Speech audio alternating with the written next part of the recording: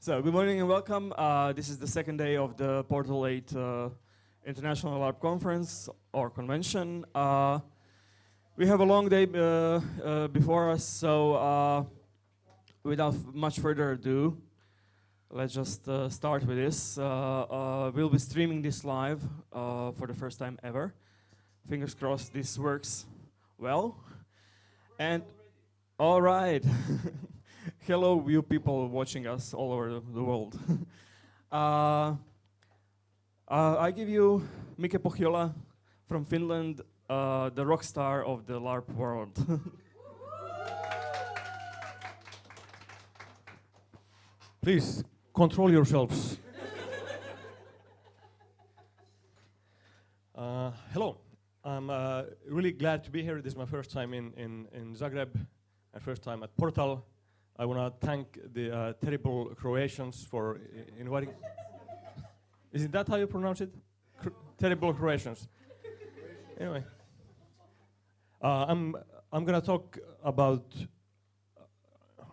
how I've taken LARP and applied it to more regular and more mainstream media, and show like an example of one case where we've done that, and then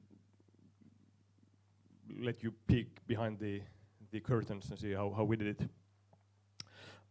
This stuff that I'm going to talk about is, we call it transmedia.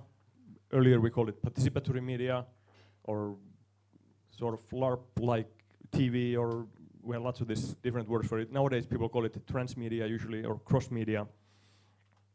These are some of the projects I've made. Some of them are more LARPy and gamey. Others are more media-like. Apart from that, I'm a novelist. I've written a couple of regular books, novels, and some non-fiction books. Some of them about LARP, some of them about other stuff. I've had four tabletop role-playing games published. I'm going to tell you all about them later on if you want. Actually, one of them, Star Wreck role-playing game, I have a copy of it here somewhere in case you want to browse through it. And sometimes if you're a writer and a gamer, then the local gaming companies, in my case, gaming companies in Finland, then you're going to need someone to come up with a story for their game. Did I take the wrong mic? We have a very precise setup here, and I blew it. Anyway, sometimes they need a story for their game. Usually mobile games, for example, don't have much of a story. Sometimes they do. Sometimes the story is good. Usually it's not. But anyway, sometimes they decide that they're going to need a writer for their game, and then there's like 3 people in Finland that they can call. And if they can't get either of the two good ones, then they're going to call me. And here I am. I'm also a LARPer, of course, a LARP designer of many years. Some of the LARPs I've made are fantasy LARPs and like LARPs that I make for my friends for fun, and some of them are more political or have some other aim than just being a fun LARP that's like dealing with some contemporary topic. And some of them, as you can see, are very artistic. Sometimes LARPers like art LARPs, and sometimes art LARPs can be played at art festivals. I've done some of that.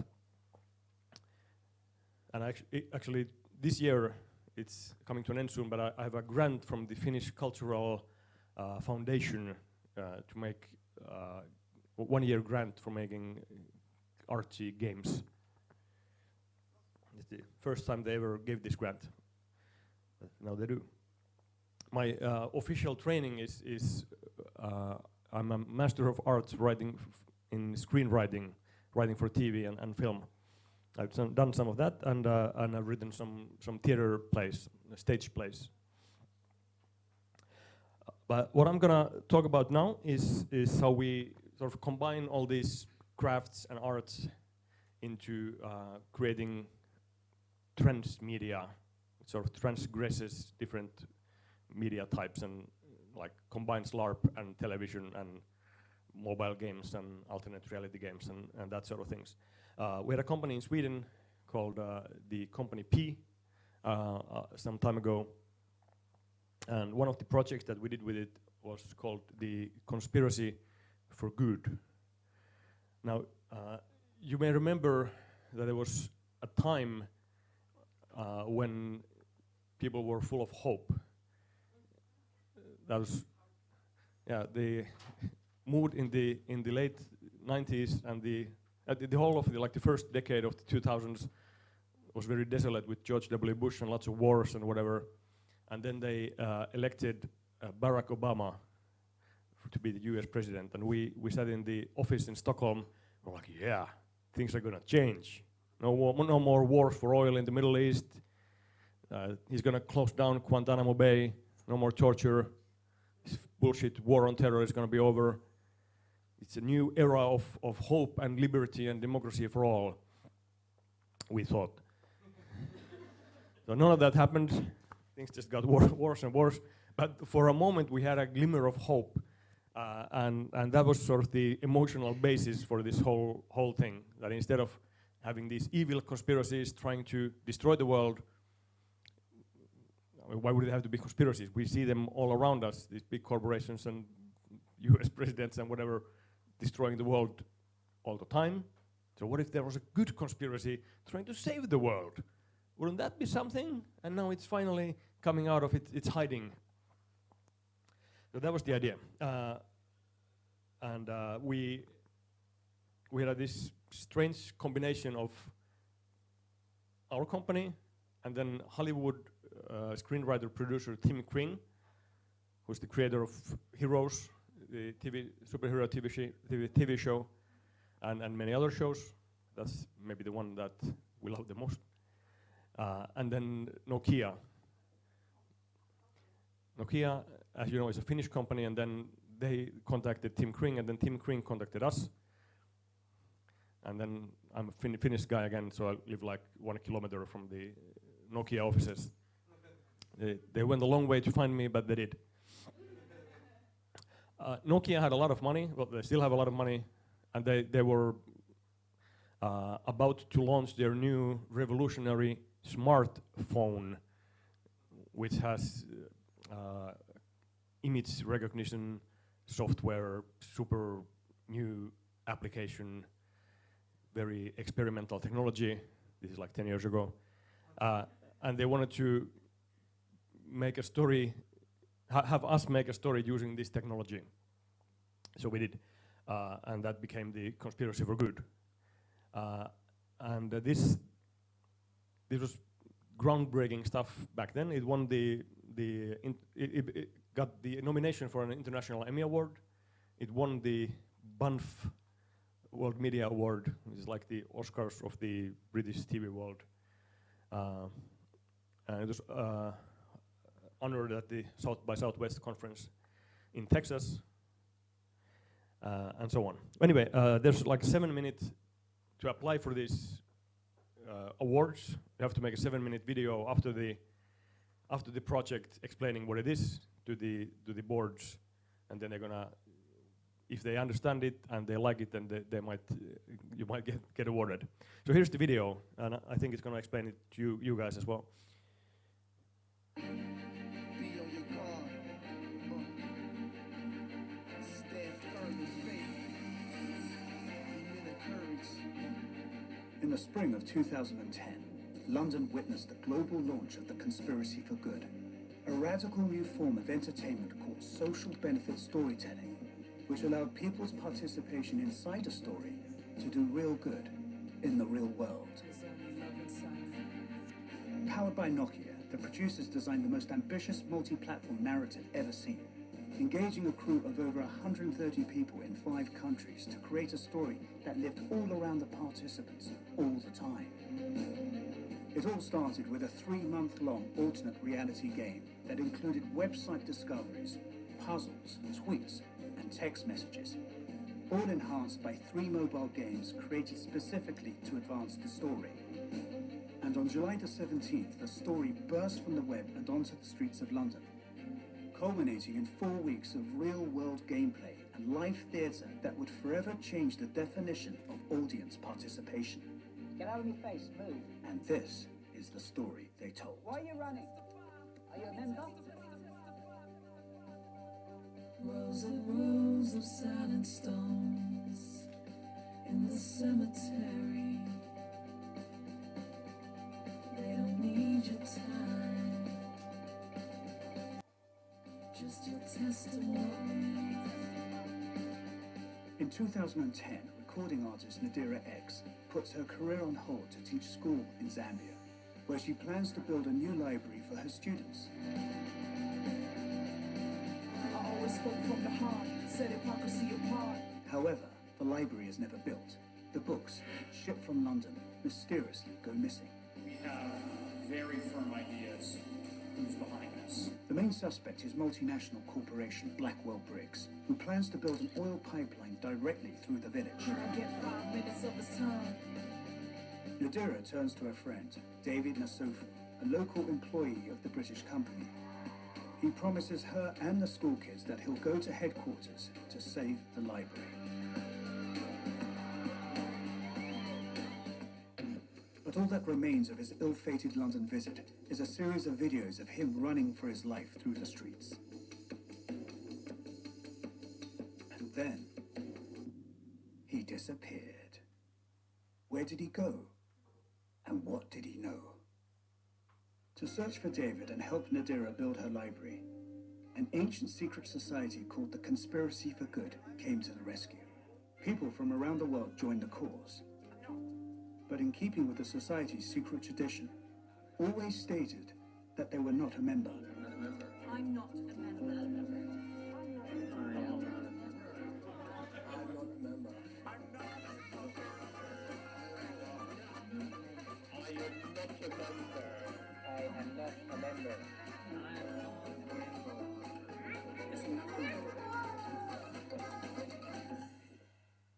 Conspiracyforgood.com was launched. Thousands came to the site to conspire to do good and help build the library. Participants worked together to chat and share clues, decode documents, and decipher music. Critical pieces of the mission were solved. Map coordinates led to Nadira's school, which was in Chaitaka village, eastern Zambia. Deciphered songs led to Room to Read, which agreed to build a library in Chaitaka. People even adopted the conspiracy's logo, selling merchandise to benefit the cause. 3 cell phone games released important hacking tools to play the game and were downloaded over 900,000 times around the world. With them, participants hacked the servers at blackwellbricks.com and quickly learned of the company's illegal activities. But only one person held the final silver bullet that could bring down the company: Nadira.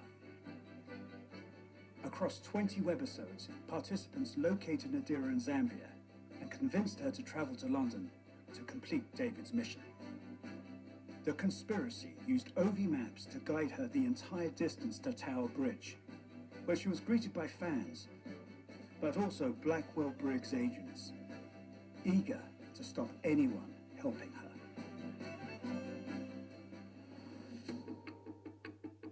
In London, the action had arrived.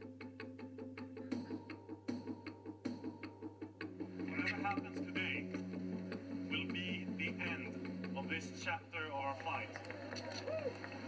We're far beyond enemy lines.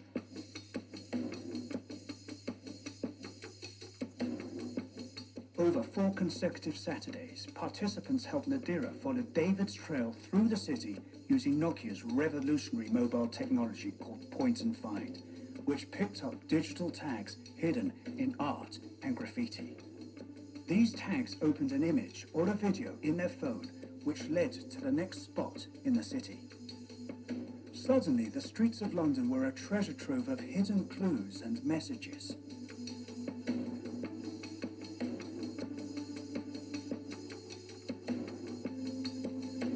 You must be right. The yin yang? Leave me to go straight to yin yang. Participants also found secret underground concerts where they celebrated the conspiracy's actions that day. But Blackwell Briggs security was always close behind. Because agents surveyed the participants every day, Twitter was the communication form of choice, and to complete important actions, flash mobs were created to divert the agents. A hostage handover was negotiated, a headquarters established, and caches of supplies discovered. On August the 7th, Ian Briggs was toppled at his very own press conference, infiltrated by Nadira herself and the conspiracy for good. I want to say thank you to everyone who supports. Because of you, Room 3 will build a library for 450 students in Shashaika Village. Let me testify, only I can give you what's deep inside me. Hey, will you see? Make no testimony. This is truly me. Yeah, so they'll believe.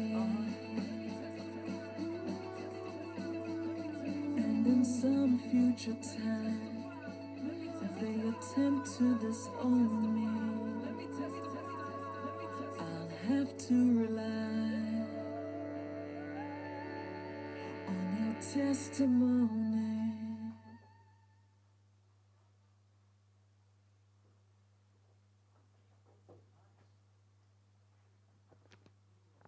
Yeah, so that was that. Maybe you figured it out, but the 4 events mentioned with the fans were actually more or less LARPs, where people run around as their conspiracy for good characters, looking for clues and trying to avoid the guards and that sort of things. Much of some of what happened and much of the storytelling happened through using the Nokia. I don't remember the number, but the Nokia revolutionary new smartphone, pointing it at a poster or a graffiti, and then it downloading a video that showing what happened there yesterday or a week ago, which is sort of very rudimentary augmented reality that is commonplace in many phones now. But we sort of made this like a sticks and stones version of that, having shot videos in the same locations with the actors. Also, nobody had this revolutionary new phone, which was just launching. So we, at the beginning of each event, we had to distribute the phones to the 250 players, and then at the end of the event, gather them back. It's not a great, not a very smooth way to do it, but that's what happened. We were very happy, and they advertised it a lot that this is, they call it social benefit storytelling, and now through the story we can build a library in Zambia and whatever. In reality, of course, if Nokia had spent all this money in building libraries, they would have built many more libraries. But that was not their main interest. I'm going to show you a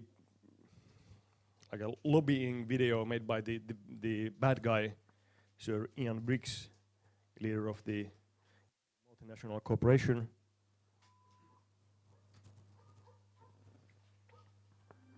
Welcome to Blackwell and Briggs. Blackwell and Briggs have a long and illustrious history. Our mission? One sustainable future. Our security professionals can receive accurate profiling data on location. We could do this valuable work on our systems daily. We could, if we had a mandate. Firstly, all use of mobile pattern recognition and positioning software must be limited to accredited companies. Secondly, for these systems to operate to their full potential, we must enhance the policing of our cities with trained professionals with the know-how to intervene. It is the government's responsibility to ask for assistance from its people in time of need. Blackwell and Briggs stand ready to answer such a call. we urge you to pass the Security Act on public surveillance and private law enforcement. The choice is yours. You have the power, the right, the obligation to make a difference. We are one nation, one people, and we ask that you give our one world a chance. Our world. Your choice.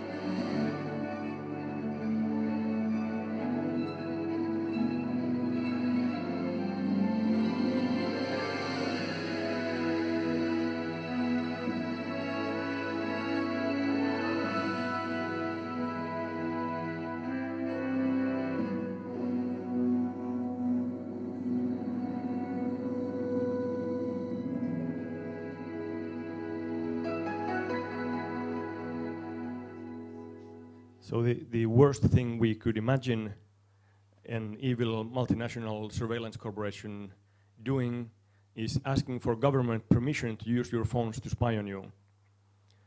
Little did we know that without government permission, our phones were already spying on us, and they're still spying on us without any permission. Those were naive times.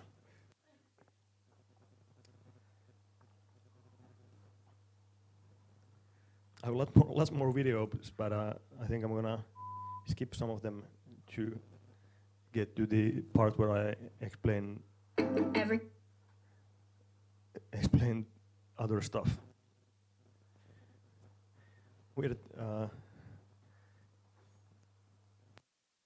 These are 4 mobile games that we made for Nokia phones that were like okay games, but then there were also tools that you could use in the game for hacking something, like hacking surveillance cameras or hacking the Blackwell operations, or gaining some sort of in-game power or currency that you could use for game actions.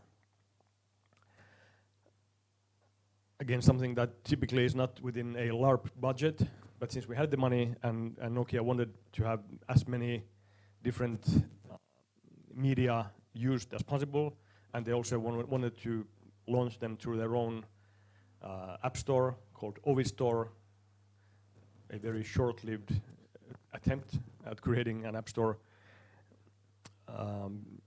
That's what we did.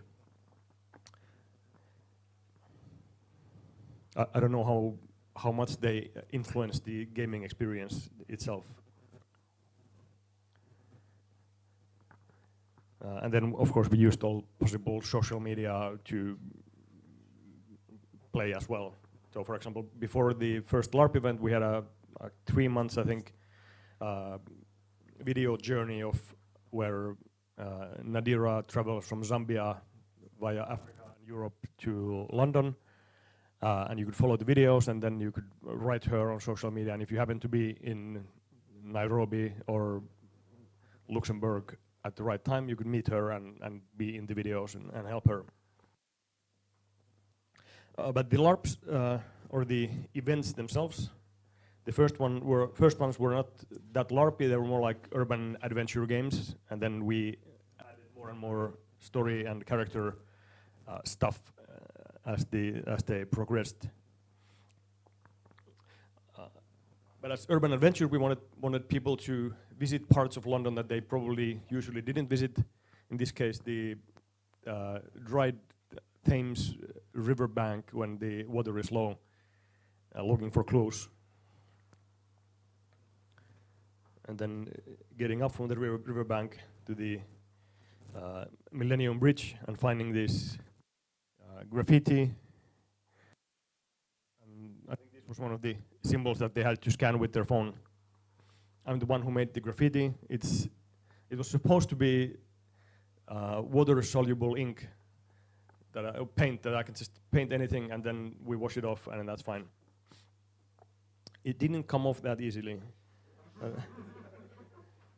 Too bad. So here's a bunch of people scanning the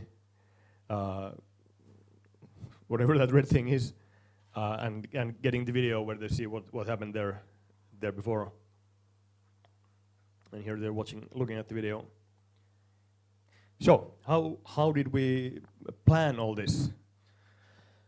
It's not completely different from planning a LARP or designing a LARP, but there's more elements to it, and of course you have to communicate with many different parties, like the mobile game company and Nokia and the Hollywood producers and so on.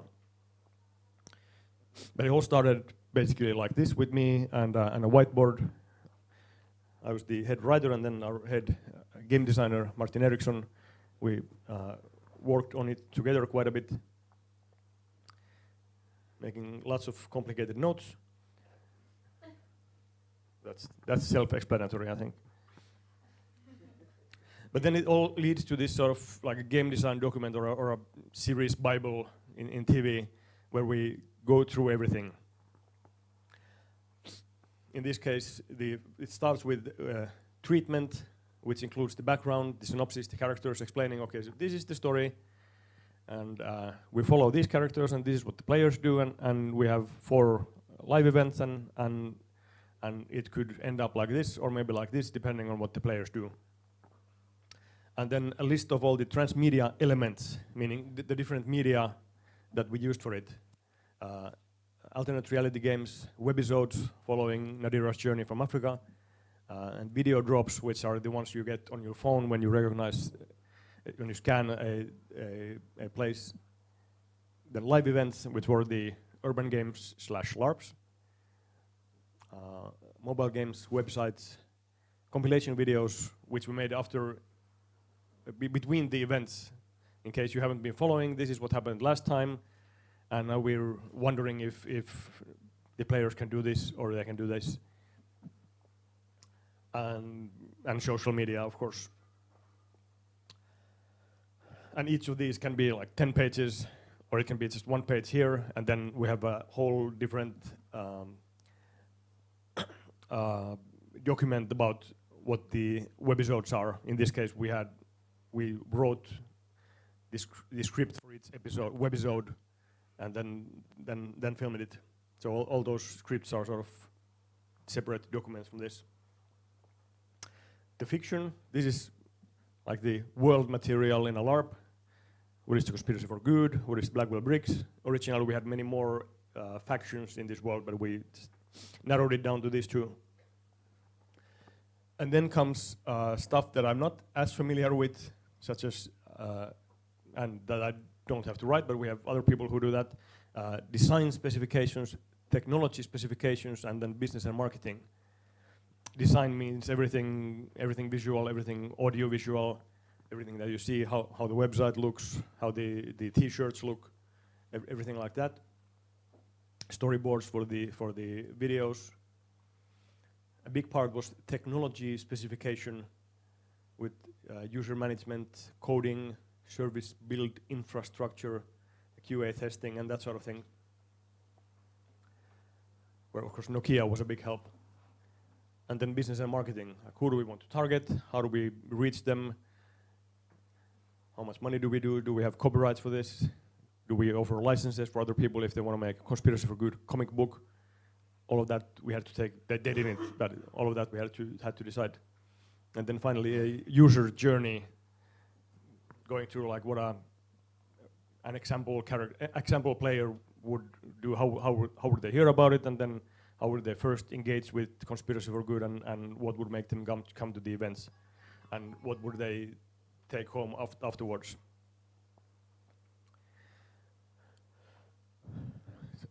So this is, okay, you can't see any of this. This is it's a screen grab from the series Bible, the game design document describing the transmedia elements, like location-based gaming. This is one part I didn't mention is what was possible to do between the events was go through the locations with your phone and play the mobile games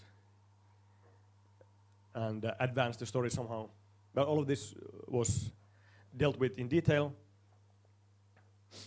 And then one of my main jobs was planning the videos, that you could find, which were like Game Master handouts to the players.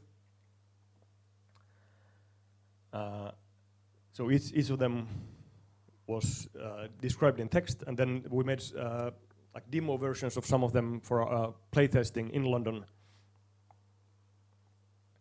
And the first one is just you start the game. It's like a tutorial. You go there, point your phone there, and then you see a video of a person saying, "Yes, this is the story, and now the next stop is over there." Like that's the function of it. Then I tried to write it in an interesting way. So here's the playtest version of it. I wasn't an actor in the actual videos, but in this case I was. It's raining here in London. It's now 17th of December, 2 o'clock in the afternoon. I'm waiting for the other Deva members here by the fountain. Kirin always wants to meet people at fountains. Oh, onpas tossa. Yeah. I think he's perkele. I have to go. Meet me at City Hotel parking lot, car number 44. Bye bye. And then that's where you're supposed to go. That's the street where the game test. That's also where the I think episode 2 actually happened. And then at the City Hotel parking lot, you find this video. I think this is it. He's gonna find me. He's gonna ask me. You have to find Shirin's videos. I don't know exactly where they are. I only know what she told me. She told me one of them is at Black Eagle Corner. And another one of them is at the head. The head, whatever that means. And the third one, oh shit. Okay, that's it, mate. Yeah, where the hell are they dropped, mate? What are we talking about? What are it? Okay. Okay, do you read Pan? Do you read Pan? You have what the freaking fuck you talking about, man? You have to be a specialist in Pan and read the Arabic alphabet to find them. What the hell's name is a specialist? You coming with me? No! Whoa, what a twist. Yeah, so now we have like 3 hints for where to find the next videos. Some of them easier hints than others. The head, for example, is just like a big graffiti of a head. Pretty easy to find.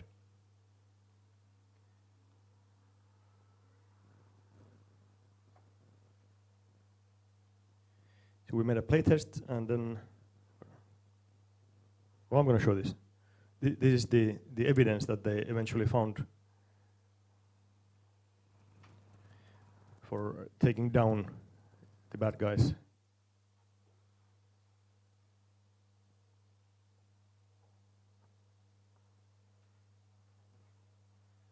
They hacked the surveillance cameras.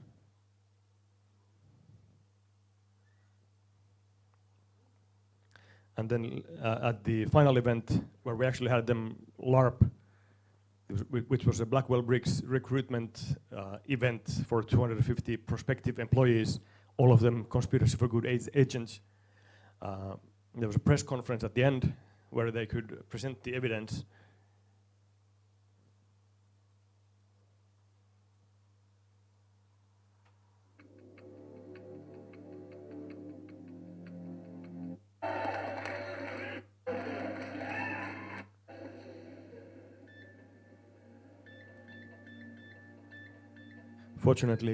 Unfortunately, Blackwell Briggs is supposed to have a contract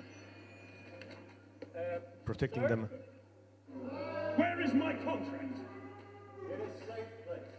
If any of you have laid your fingers on it, I will track you down. I will make it my life's work to put you behind bars. You're going to have your work cut out for you, aren't you? Because it seems to me that rather a lot of fingers have been on it. Everyone, look under your chairs. Come on, look under your chairs. This is outrageous. I will see you all in the Hold them up. Hold them up in the air. I've made multiple copies of every page in that document. This is ridiculous. Do you think that a few falsified sheets of paper can topple this project? I have more lawyers than there are people in this room.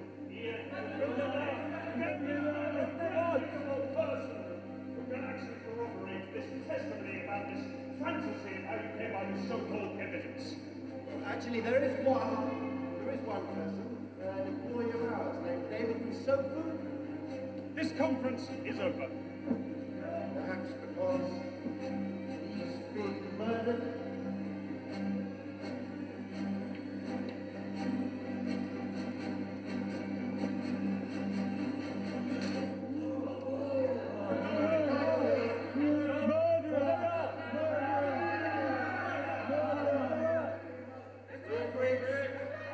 Meet Scotland Yard.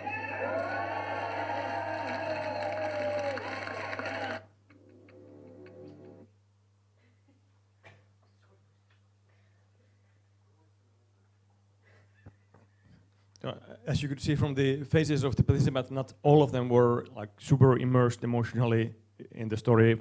For many of them, it was just like a fun adventure with a phone and going around London. And those who were more inclined to role-playing spent a lot of time in the forums and developing their character and coming up with a backstory and really delving into the mythology of the conspiracy for good. And we made it like a Gandhi was a member and Martin Luther King was a member of the conspiracy for good. You could find pictures showing this with the symbol. Since I have a little time, I'm gonna talk about another Swedish thing learned from the Deltagarkultur, I think is the book by the Participating Arts, about the difference between traditional media like TV and participatory media like LARP and transmedia. It's all about who controls the cultural stimulus. In a traditional, bear with me, a traditional media has an author, like a novelist or a crew of filmmakers or a painter who creates a work of art, like a book or a film or a painting. We call it the cultural stimulus, just like any work of art or a work of media that is then consumed by the audience. The audience sees the painting or reads the book or watches the film. It looks like this. Like this. Then you have hypertext, interactive media, where you still have an author that creates many computer games are like this, creates a cultural stimulus which leads to other stimuli, like a web page which leads to other web pages. And then the audience gets to choose which stimulus they want to experience, but all of them are still created by the author. This can lead to these complex experience trees where you explain this and this and this and this and this, but not all of them. And the order in which you experience may be different, but all the possibilities are anyway created by the author, like the game design team. If you see a guard in white run and they're trying to arrest you, you can choose if you want to bribe them or persuade them or fight them, or if you want to go to prison, you can let them arrest you. That's it. And then you have these good old choose your own adventure books, where you can, after this chapter, go to this one, this one, this one, depending on what you choose. And they're still not dead. Netflix made a very bad attempt at this with Bandersnatch, but nevertheless, it's still alive.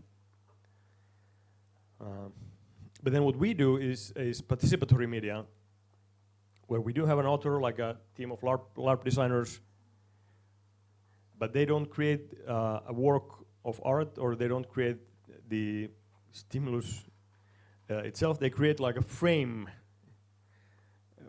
for different kinds of stimuli. And then the participant interacts with the stimuli, sees the stimulus, but also affects the stimulus. For example, if we're not talking about a LARP, let's think about like an art exhibition. And the designer of the exhibition has rented a place and put it full of famous paintings. And then the participant is given a magic marker, and these are copies of famous paintings. They can draw stuff on the paintings. So the participant sees the Mona Lisa, and she draws glasses on the Mona Lisa. The next participant comes in, and they see Mona Lisa with glasses, and they add mustaches. But by this point, the person who created this, curated this exhibition, has no idea what kinds of paintings there are, or maybe she can walk in there, but they weren't planned by her. And then there's more stimulus and more stimuli and more participants, and then even the author can enter the exhibition and see completely new and novel versions of the famous paintings. And all of this is experienced by the participant. Each participant has a different experience. The first one coming in sees pristine paintings. The last one who comes in sees strange, spoiled paintings. And the experience is something that can't be repeated. It can't be recorded. It can't be shared in any way. You can tell a story about the experience, but then you're a storyteller, and what you're sharing is the story and not the experience. And this is true of LARPs as well. You can write a massive debrief of the LARP experience that you had, but reading that is not the same as experiencing the LARP that you had. And this stuff is getting more and more popular all the time. With tabletop role-playing games, LARPs, rituals, and transmedia as well.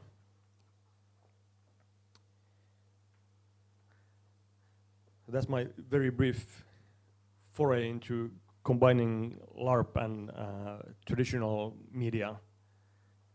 We have some time for questions now, and of course I'm going to be around all day if you want to talk to me later. Questions? Anyone?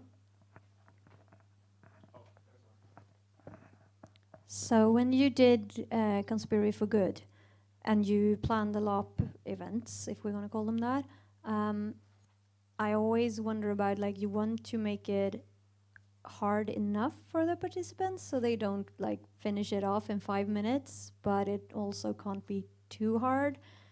And I know a lot of times this is solved by you can like add stuff while they're playing. Did you do that, or was it all pre-planned, and did it work kind of as you planned time-wise? Yeah, in the LARP we had, what we couldn't really affect during the LARP were the videos that we made.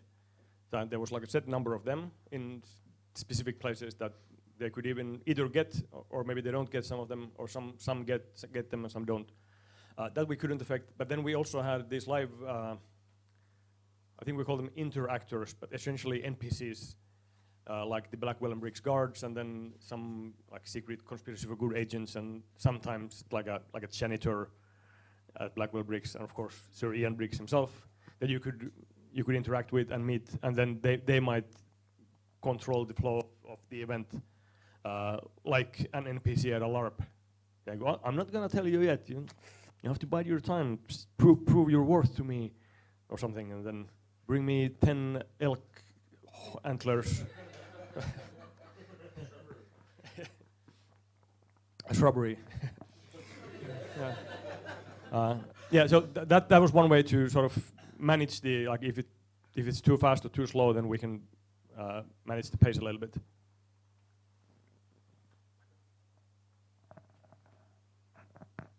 You said this was something that was an advertisement campaign for Nokia, right? Would this actually be viable as either free for everybody, like a normal LARP people go to and play without actually getting paid, or as a business? Because there seem to be like a very high production value, and that means a lot of money. And as you said, if they use this money for the actual purpose, there would be way too many results. So would it be viable for free or? Yes, but then we wouldn't get helicopter shots of Syrian bricks, and we wouldn't travel all the way through Africa and Europe. But we could do it. We've done it like more LARP-like budget-wise, but still using lots of social media and making videos that are then posted online. And so yeah, yes, it is possible. But in this case, we had a lot of money, so we used it.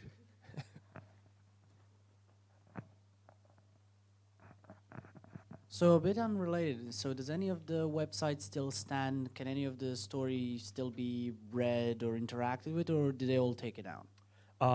I know that the compilation videos that like after each event we made them. They're on YouTube. You can see them. I don't know about the website. I haven't checked it. Could be maybe. All right. Thanks. Also, I think the African videos of following the journey are available. I'm more interested in, Nokia wanted to do this to promote itself and the new smartphone. Do you have any information about how the game and the film affected their business? Well, this was just before Nokia's complete collapse. So explains a lot.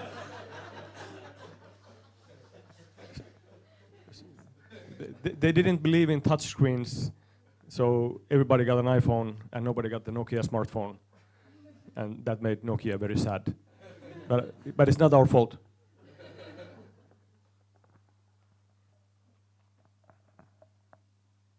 Anyone else? But I might say that this is also not only an advertisement campaign, but they specifically wanted storytelling to make it more meaningful for people to use this phone and this technology. And they, like all big corporations, have this corporate responsibility division. And they were very enthusiastic about actually having some aim for this, like having some social benefit from doing this. So that was also a motivation for Nokia. Did you get all the phones back? As far as I understand, we got all the phones back.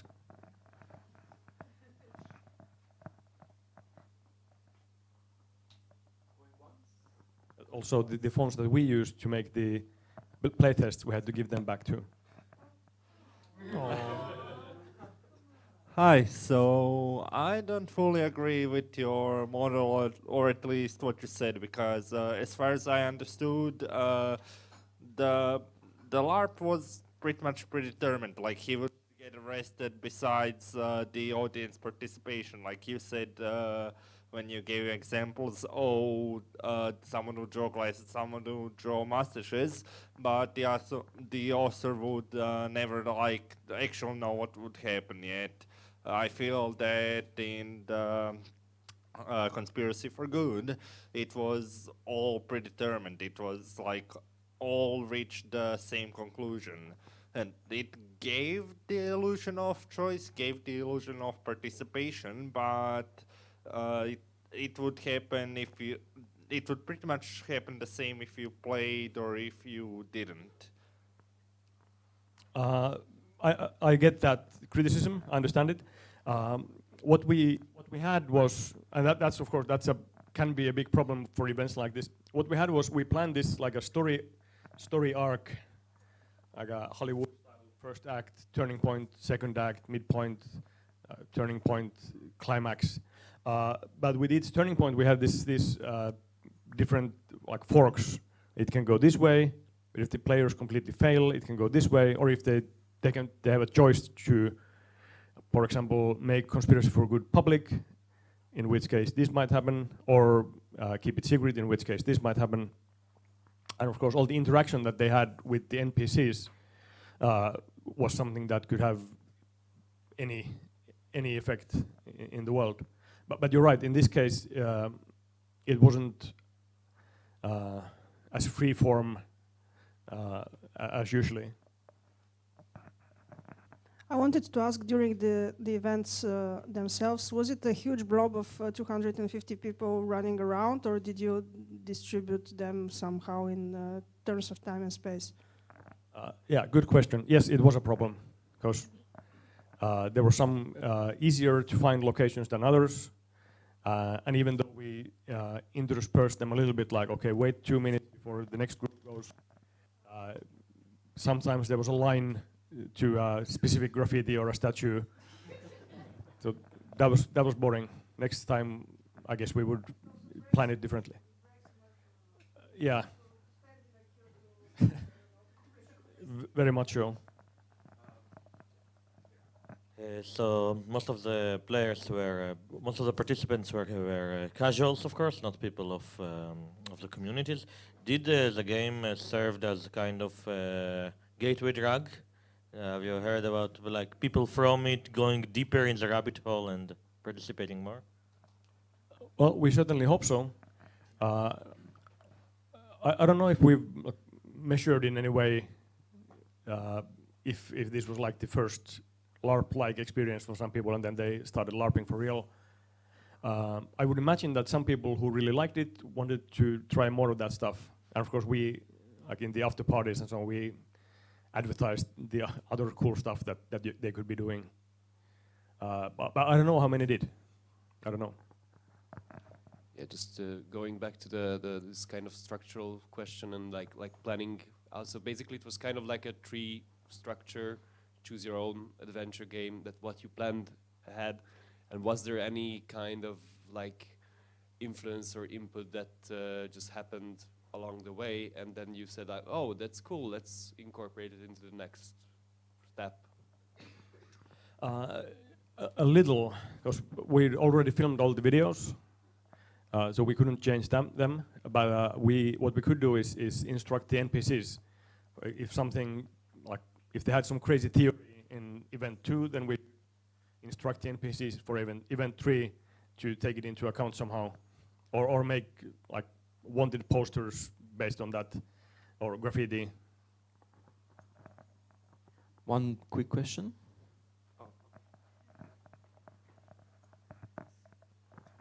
And how did you went at the beginning to promote the event and get some players to start? You went to the LARP communities, or?